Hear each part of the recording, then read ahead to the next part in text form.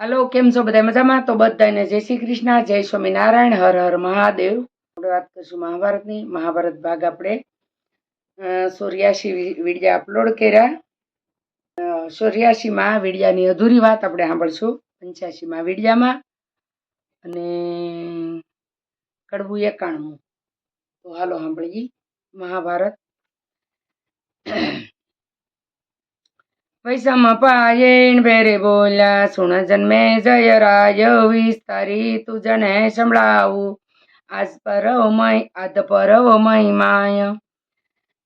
અર્જુન ધર્મે ઘાસડી લીધી. કડવા કાપડી બન્યા હતા ને આપણે આગલા વિડીયામાં, આની પહેલાના વિડીયામાં વાત આપણે 84માં વિડીયામાં આપણે એ વાત અધૂરી ગઈ.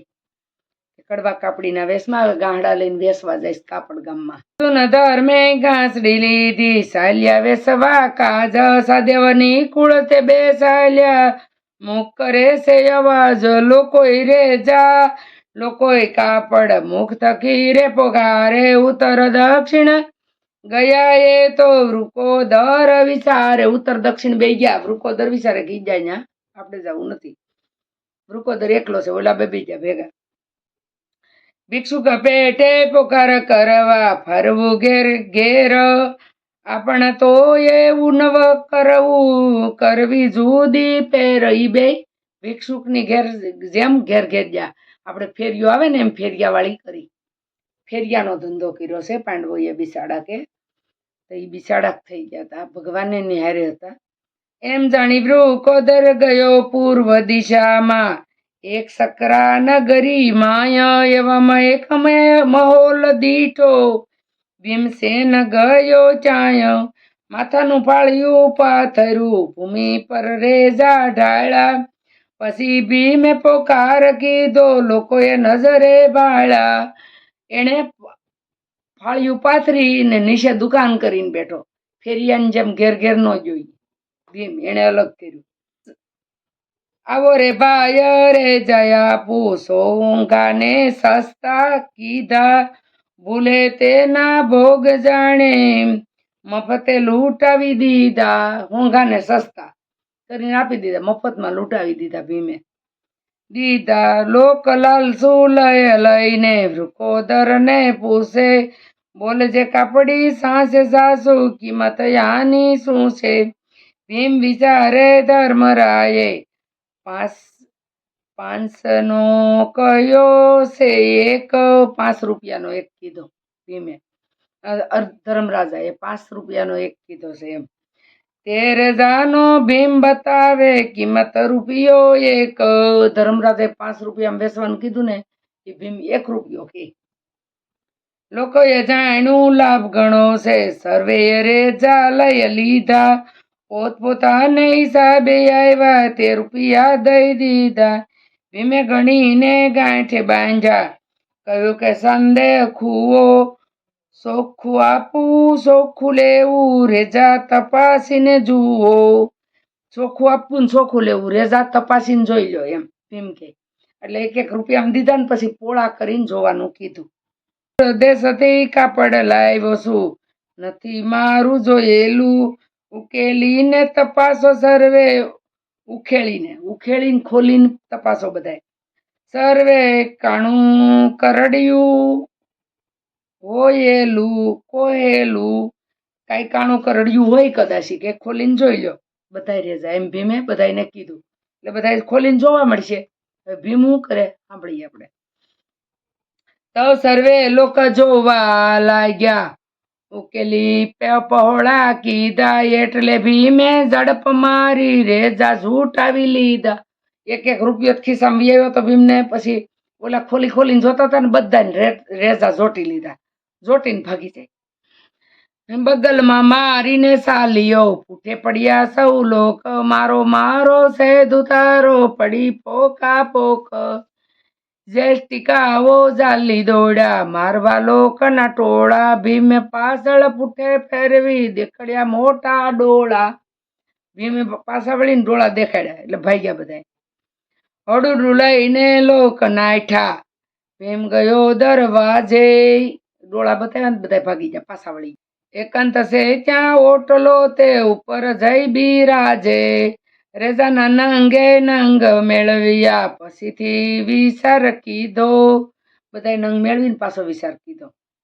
1 રૂપિયાનો 1 ગજ રેજો વિપ્રને દઈ દીધો, ગળીઓ ગોઠવી ગાંસડા બાંધી મનમાં આનંદ થયો, ઉશીકે મૂકી સૂતવાયુનો નિરાતે સુઈ રહ્યો, એ વેચાર ઘડી કાદી ન રહ્યો, ઘેર ગયો સારે વીર તે સમય વૃકોદર ગયો, મહાબળ્યો રણધીર ગાસડીયો જય ખીટીએ મૂકી, બેઠા પાસે ભ્રાંત એટલે હિસાબ કરવા મંડ્યો, પાસે છે કુંતા માત, એની પાસે કુંતા માતા બેઠા, પાસે બધા હિસાબ કરે છે, બધા વેપાર કરીને આવે ને એનો હિસાબ કરે, કુંતા માતા પાસે બેઠા છે. તવ વૃકોદર બોલ્યો ગાસડી દેખી, સુણો ધર્મે સુજાણ, સુણો ધર્મ સુજાણ, એવી ને એવી ગાંસડી ભીમની નથી થયું વેસાણ, એવામાં ધર્મે હિસાબ કીધો પોતાનો તહેવાર, મુંડીએ મુંડી બંધ બેસાડી નફાના આના 12 સદેવ નિકુળના 9 આના. પછી ભીમને પૂછે, બોલો વીરા કેટલું વેચ્યું, નફો તમારો શું છે? ભીમ કહે કે રાતો રેજો 1 ગજનું શું થાય? રાતો રેજો 1 ગજ હોય એનું શું થાય? ભીમે એમ પૂછ્યું. થાય. ધર્મ કહે કે 1.25 રૂપિયો. ભીમે મૂક્યો છે ત્યાં. ધર્મરાજાએ કીધું 1.25 રૂપિયો, ભીમે કાઢીને 1.25 રૂપિયો આપી દીધો, 1 ગજ વેચો. કુંતાજી કહે ઓછું વેચાણું, શું નફો લાવ્યા સાર? ભીમ કહે લોયા નફો લાવ્યો, મૂક્યા રૂપિયા સાર. 1 રેજો વેચો, 1 રૂપિયો નફો હોય, 1 રૂપિયા તેને મેકી દીધો, પછી કે હું નફો લાવ્યા, પાછા 4 રૂપિયા આપે. 4. ધર્મરાજા વિસ્મય પામ્યા, સી રીતે 4 લાવ્યો? કહો ના કહો પણ દગો કરીને કોકને ધૂતીને આવ્યો. ભીમ કે કહો ન કહો ધર્મરાજા કે, પણ કઈક દગો કોકને કરીને આપ્યો, કોકને ધૂતીને આવ્યો છે. એમ જાણીને પૂછવા લાગ્યા તે તો નફો ઠીક કીધો, પણ સાચું કહેજે કેટલા જણે 1 ગજ રેજો લીધો? કેટલા જણા 1 ગજ રેજો લીધો? ભીમ કહે કે 10-20 જણાએ જેમ કહ્યું તેમ કાપ્યો. મુગજી મૂકવાને લઈ ગયા, તસુ ફાડી આપ્યો. આપણે પાઇપિન કહીએ ને, પાઇપિન મેલવા બધા લઈ જાય કે મુગદી મૂકવા એટલે કોર મેકવા, ને તસુ આપ્યો. ધર્મ કહે તારા નફા પ્રમાણે નાણાં ન આપે કોઈ, શું માલ મળતો નથી જગતમાં, શું સર્વે આંધળા હોય? તારા નફા પ્રમાણે કોઈ ગાંડા નથી કે કોઈ આંધળા નથી, દુનિયામાં માલ મળતો બંધ નથી થઈ ગયો, તને એટલા રૂપિયા આપી દે. ધર્મરાજા સમજી ગયા ભીમની વાતને. ભીમ કહે છે મોટા બંધુ મીઠી બોલીએ વાણ, આગ્રહ રીઝવવા ગ્રાહક રીઝવવાને કરીએ માલ તણાવ ખાણ. ધર્મ કહે એ નથી સંભવતું વખાણે ભોળવાય કોક. ભીમ કહે હું ગયો છે સ્થળે ત્યાંના ભોળા લોક, વખાણે તો કોક જ ભોળવાય, બધાય નો ભોળવાઈ જાય કે.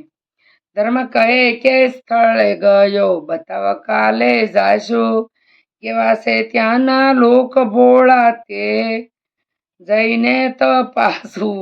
ધર્મરાજા કે કઈ દિશા જો તો એમને કે અમે કાલે ન્યા જઈ, ન્યાના કેવા લોક ભોળા છે એમ જાણીએ. જાણવા હાટું ધર્મરાજા જાય ને, ધર્મરાજા કડવા કાપડીને કહે ને કા ધોતારો આવ્યો એ માહે થાય આખું ગામ ધર્મરાજા માહે. ભીમ કહે પૂર્વ દિશાએ ફળિયું જમણે હાથ, ત્યાં જઈ કરે કહેજો કાલે આવ્યો તો તેના અમો સહી પ્રાંત. કાલે આવ્યો તો ને એના ભાઈઓ મેસી એમ કહેજો કાલ જઈને, એટલે કૂટે. ભીમે આવું શીખવાડ્યું. એટલે આવકાર દેશે સાસુ માંજો ત્યારે ધર્મ કહે જરૂર જાશું હવે વાત સવારે એમ કહી રાત્રે સૂતા એવે વહાણું વાય જમી પરવારી લીધી ઘાસડીઓ વેપાર અર્થે જાય સદેવની કુળ ઉત્તર દિશા દક્ષિણ દિશા ભીમ ભીમ ધર્મને અર્જુન પૂર્વમાં ગયા ભીમે બતાવ્યું તેમ જમણે આચે મોલ દીઠો તેમાં પેશવા જાય અર્જુન કહે ધર્મવીર એકદમ પેશો ન માય એકદમ એમાં નો બે હોય કે ધર્મરાજાને વેમ પીડ્યો હતો એટલે ઊભા રહીને પોકાર્યા લોભાઈ રે જા લાવ્યા લોક કહે કાલે ધૂતી ગયો તેના જેવા આવ્યા લોકો મળ્યા કે કાલે ધૂતી ગયો ને એની જેવા આવ્યા એટલે ધર્મરાજાએ અર્જુનને કીધું કે ભાઈ જલ્દી ત્યાં જઈને બેહો નહીં કે ઊભા ઊભા બેસો ધર્મરાજાને ભીમની ખબર હતી ભીમ કંઈક અહીંયા કરતો જ હોય છે ને તો આપણું આવ્યું લાઠીઓ લોકોએ લીધી લાકડીઓ ક્રોધ બતાવે માઠા તેવું તોફાન જોઈને ધર્મ અર્જુન બંને નાઠા ધર્મરાજાને અને અર્જુનને ભાગવું પડ્યું ભીમ આવું કરી ગયો હતો ને ભીમે ન્યા વાવી દીધું હતું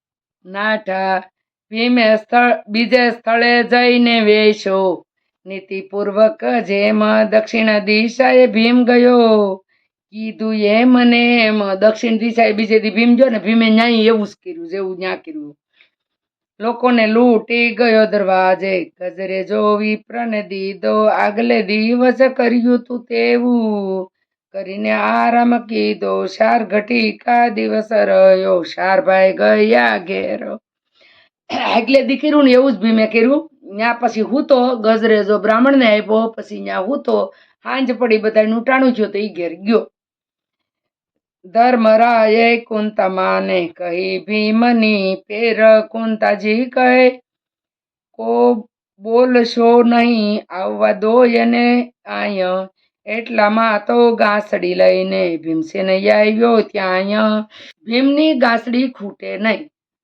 ઈ પાછો ગાંસડી લઈને આવી ગયો ભીમ કુંતાજી કહે શું નફો લાવ્યો રે મારા તન ભીમે પૂછ્યું અર્જુનજીને કેમ છે બંધુજન મેં કહ્યું ક્યાં ગયા હતા કે ગયા હતા સ્થળ બીજે અર્જુન કહે તઈ નહોતા ગયા હતા સ્થળ ત્રીજે ભીમ કહે ભવિષ્ય તમારું એમ કર્યો સાર કાલના જેટલો નફો લાવ્યો ભૂલ નથી લગાર એટલે ખોટું બોલ્યો અર્જુન કેમ બીજે ત્રીજે ઠેકાણે ગયા હતા એટલે ભીમ તો હાસું કે આજનું જે આજ વેશ્ય આવ્યો ને એનું હાસું કે ભીમ એટલે ધર્મ ઉકળી બોલ્યા તુજને શેરે ધિકાર કરી ગરીબોને ગરદન મારવા માંડ્યો તે વેપાર તને ધિકાર છે કે ગરીબને ગરદન માંડવા વેપાર કરવા બેઠો તે કહ્યું તે સ્થળે અમે ગયા હતા મોત લેવાનું હતું માગી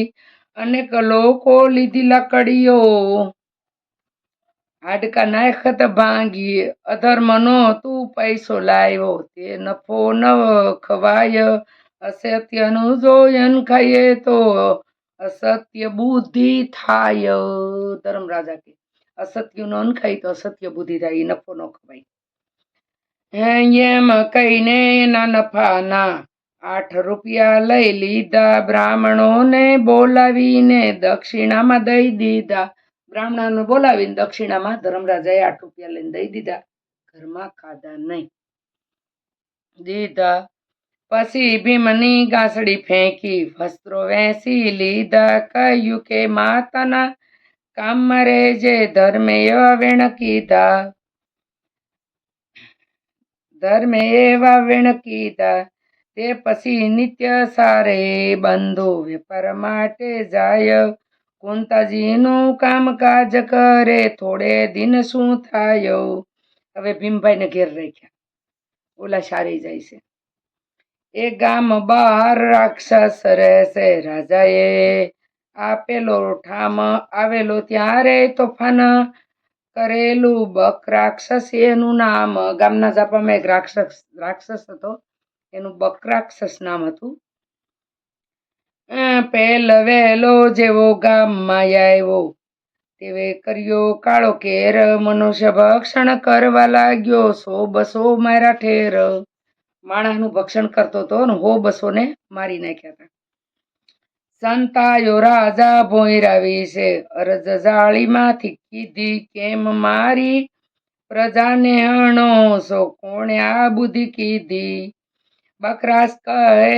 બકરાક્ષસ કહે સર્વેને ખાવું, નહીં રેવા દઉં કાઠામ, ખોરાકી મારી નિત્ય કર પૂરી, તો રાખું તારું ગામ. મારી ખોરાકી પૂરી કર તો તારું ગામ રાખું, ન કરી કે બધાને મારી નાખું, ખાઈ જાઉં.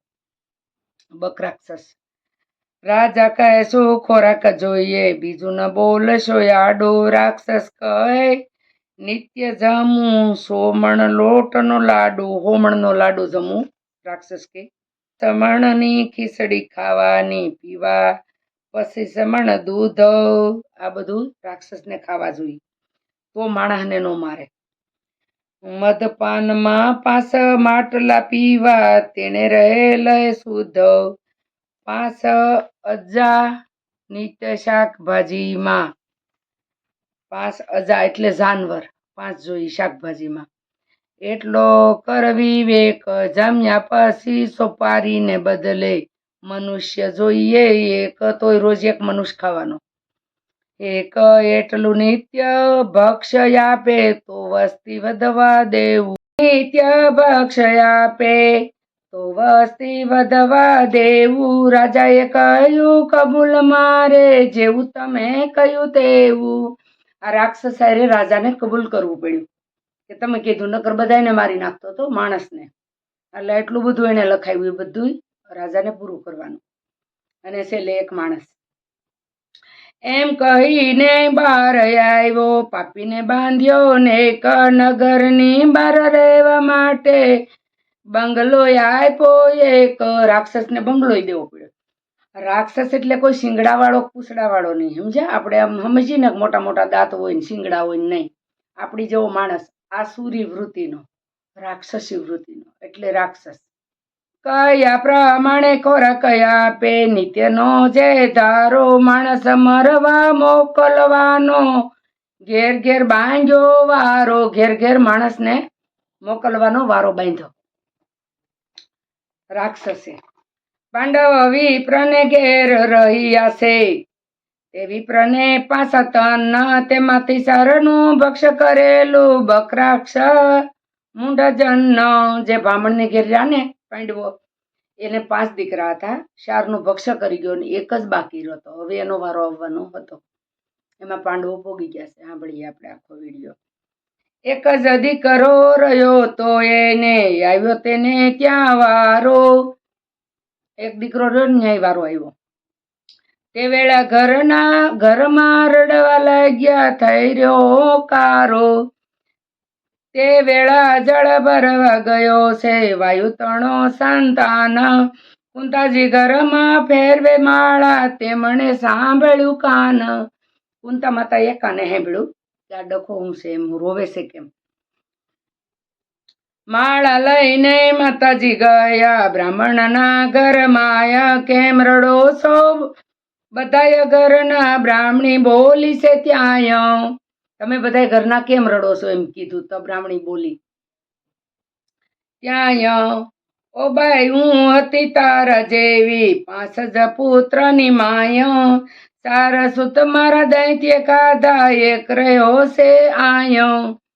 4 પુત્રો મારા ખાઈ ગયો ના એક રહ્યો મારો, એમ કે છે બ્રાહ્મણી. આજ તેનો પણ આવ્યો છે વારો, મરવા જવાનો સાર. વાંદણી થઉં છું સતે દીકરે, તેનો છે હાકાર. સતે દીકરે હું વાંજણી થાવ છું કે 4નો વારો આવી ગયો. બકરાક્ષસ નામનો એક રાક્ષસ અસુર છે. ઘેરે ઘેરે વારા રાખ્યા. 4 વારામાં મારા 4 દીકરા વયા ગયા ને 5માનો વારો છે કાંઈ, એટલે હું દીકરા વગરની થવાની સૌ.